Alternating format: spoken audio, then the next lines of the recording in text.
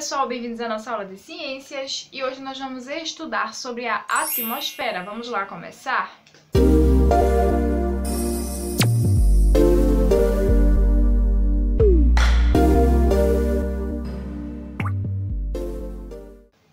Bem, pessoal, nós já estudamos sobre o solo, as características e tipos de solo. Também estudamos sobre a água, as propriedades da água, mudança de estados físicos. E agora nós vamos estudar sobre o ar, certo? A atmosfera. E o que vem a ser a atmosfera? A gente viu lá no início do ano que a atmosfera é a camada de gases que existe no meio ambiente, não é verdade? Além disso, pessoal, a Terra, o nosso planeta, ele é envolvido por camadas de gases. E é justamente essas camadas que nós vamos estudar. Mas antes, é importante entender que, de todos os gases que compõem a atmosfera, existem alguns que são os principais, que são mais abundantes, certo? E quais são eles? O oxigênio, representado pela sigla O2, o carbônico, o gás carbônico, né, ou também dióxido de carbono, que é representado pela sigla CO2, e também o nitrogênio, que é representado pela sigla N2. Esses gases aqui são os mais abundantes. Fora eles, também temos os gases nobres e também o vapor de água, né, que é a água no estado gasoso. Como eu acabei de falar, o nosso planeta ele é envolvido, ou seja, ele fica dentro, certo, de camadas atmosféricas, ou seja, camadas de gases, camadas de ar. E cada camada, gente, não tem como dizer especificamente ou de total certeza quanto cada camada vai medir de uma para outra, certo? A gente sabe uma estimativa mais ou menos a quilometragem de distância que uma mede com relação à outra, certo? E nessa aula nós vamos estudar sobre elas, as camadas atmosféricas. E quais são? Troposfera, estratosfera, mesosfera, termosfera e também exosfera. São essas 5 camadas que nós vamos estudar. Vamos lá para o esquema para compreender melhor cada camada? Então, meus amores, a primeira camada é a troposfera. É a camada mais próxima da Terra, com cerca de 16 quilômetros de altura. É a camada da atmosfera que contém uma maior quantidade de gases, certo? E à medida que aumenta a altitude, ou seja, aumenta a altura, o ar se torna mais rarefeito. E o que é um ar rarefeito? O ar rarefeito, pessoal, é quando a quantidade de gases ela diminui pouco a pouco, isso devido à altitude. E o que é que isso vai ocasionar? Isso vai dificultar a respiração de muitos seres vivos.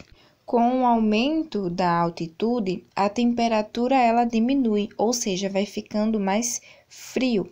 A maioria dos fenômenos atmosféricos, como chuvas, ventos e relâmpagos, acontece na troposfera, que é essa primeira camada atmosférica aí, ou seja, é a camada em que nós estamos, é a camada em que nós vivemos, certo? A segunda camada é a estratosfera. Ela vai recobrir a troposfera, ou seja, vai ficar acima da troposfera e estende-se por aproximadamente 34 quilômetros de altura, ou seja, a espessura, a largura que ela vai medir, certo? É mais ou menos 34 quilômetros de altura. Na estratosfera, pessoal, encontra-se a camada de ozônio. A camada responsável por absorver a maior parte da radiação ultravioleta emitida pelo Sol. Sem a camada de ozônio, a vida na Terra, na forma que conhecemos, não seria possível.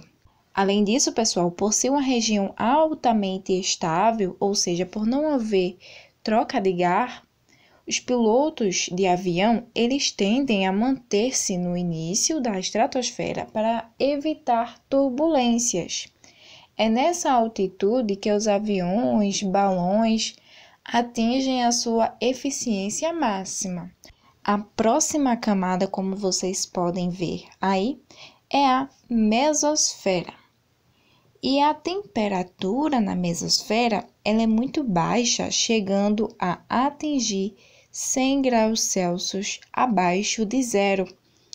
E o ar também aí nessa atmosfera, nessa camada, é muito rarefeito, ou seja, não há como respirar direito nessa região.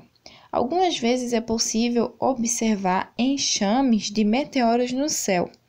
Eles são pequenos corpos celestes que incendeiam ao entrar em contato com os gases dessa camada, originando o que chamamos popularmente de estrelas cadentes. Acima da mesosfera, nós temos a termosfera, que inclui a ionosfera, gente. Essa camada ela se caracteriza por apresentar temperaturas muito mais elevadas que as temperaturas das camadas inferiores.